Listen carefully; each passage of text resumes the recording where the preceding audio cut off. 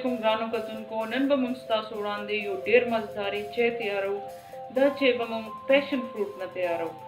نو پیشن فروټ تاسو ته معلومه دی چې خوږ او ترسکون دواړې ذایقې په دې کې وي. نو د دې جوس او چای دواړه ډېره زیاته مزه کوي. دې کې دوه رنګونه راځي، یو زیړ او یو جامني رنګ. نو موږ سره نن همدغه دواړه رنګونه شته.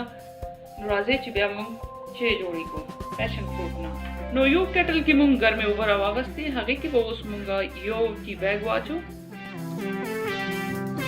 چې څومره ټایم کې زمونږ چای تیارېږي هومره ټایم کې به مونږ پیشن فروټ کټ کړو. نو پیشن فروټ مونږ کټ کړو او دې کې دننه دا چې کوم دغه دی دا به مونږ چایو کې استعمالوو. دې کې سیډز هم دي او دا جوس هم دی. نو دا دواړه به مونږ پکې اچوو ځکه چې دا جدا کېدل د دې ګران دي.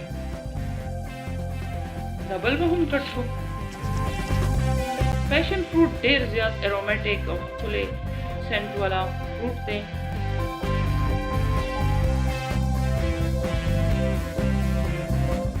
نو چای زموږ تیاره ده، دا به موږ دلته واچوو یو کپ ته.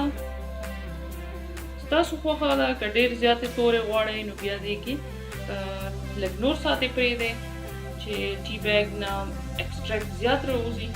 اوس تاسو خوښه ده چې تاسو د خپلو چایو کې چینی اچوئ او که نه اچوئ. چې څومره اچوئ هغه هم ستاسو خپله مرضي ده. چایو کې به اوس موږ د پیشن فروټ دغه واچو. پیشن فروټ چای تیارول ډېر زیات اسان دي. څنګه چې موږ آیس لیمن ټي جوړوو همغه شانتې دا هم جوړېږي. نو اوس به موږ دې کې لږ آیس کیوبز واچو. نو که تاسو تر اوسه د پیشن فروټ دغه شانتې ټي نه وي ټرای کړی نو اوس یې ټرای کړئ، جوړه یې کړئ ځان له او مزه ترې واخلئ. نو دا د پیشن فروټ پلانټس دي، تاسو ته کتی شي دا کریپر دي. دا دغه شان دا په نورو بوټو باندې برخیږي او دې کې ډېر ښکلی ګل راځي او دې نه علاوه بیا ګل نه پس بیا دې کې فروټ جوړیږي. نو دا دلته کې مونږ یو پیشن فروټ تخم اچولی او په دې پاټ کې نو دومره زیات بوټي مونږ سره راغلل. نو چې کله دا فروټ ونیسي یا ګلونه ونیسي نو انشاءالله موږ به تاسو سره ضرور شیر کړو. نو دا یو بل پارټ دی کوم کې چې موږ پیشن فروټ لګولی دی. تاسو ته کتی شي چې پیشن فروټ پاڼې څومره ښکلي وي، د دې کریپر څومره ښایسته وي او د دې دا دومره په اسانه باندې کېږي تخم نه او تاسو یې په خپل کور کې په خپله ځان له کرلی شئ او دې نه مختلف ډیزرټس کې د دې استعمال کولی شئ، چای ته جوړولی شئ، جوس جوړولی شئ او د دې ګلونه دومره زیات ښایسته وي او پرپل کلر کې وي او ډېر زیات خوږ بوی کوي. ستاسو ټول لان به دې سره ښایسته شي.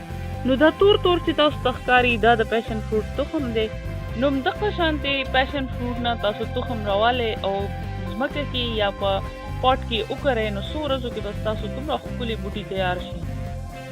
نو که ستاسو زموږ نننۍ دا د پیشن فروټ د چایو دومره اسانه ریسیپي خوښه شوې وي نو بیا دې له یو لایک ورکړئ، زموږ چینل سبسکرایب کړئ او خپلو ملګرو سره شیر کړئ.